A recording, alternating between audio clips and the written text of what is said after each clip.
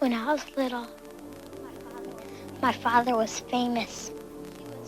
He was the greatest samurai in the empire.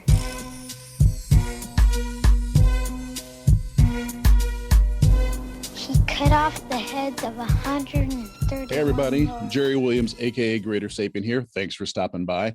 Today we look at number 7 of Eric Dubay's 200 Proofs Earth is Not a Spinning Ball.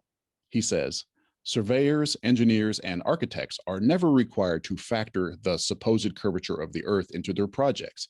Canals, railways, bridges, and tunnels, for example, are always cut and laid horizontally, often over hundreds of miles without any allowance for curvature. You're going to hear me say this a lot, but this here is just another lie by Mr. Dubay. There are several publications that he could have found and probably knows about that show that this is a lie. Hell, the Field Book of Railroad Engineers, published in 1869, has mention of it in a chapter on leveling. But Dubay is taking advantage of the fact that most of the day-to-day architecture and land work takes place over very short distances, where the main obstacle in building is the local terrain.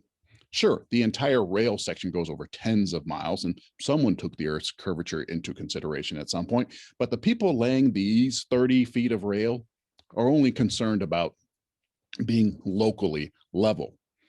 A building is only 60 feet wide. The concrete only has to be locally level. But you know, when they're building an extension bridge where the towers are more than a mile apart, the most important thing is that each tower is perfectly in line with straight down.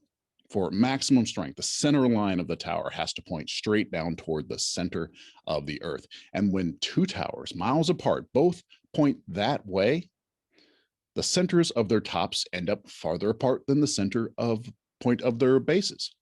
If the Earth were flat, the tops and bottoms would be the exact same width apart.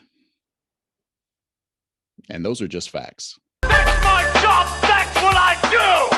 Thank you for your time. Please remember to like, subscribe, hit that little bell, and if you're interested in more from me, you can check out my aka Greater Sapien channel, where I talk about everything else but the science deniers, and the Greater Apes podcast channel, where you'll see hours of nerdy but candid conversations between myself and my friend Jesse Vale. If you subscribe to my various channels, I can pretty much guarantee you'll get new content every day.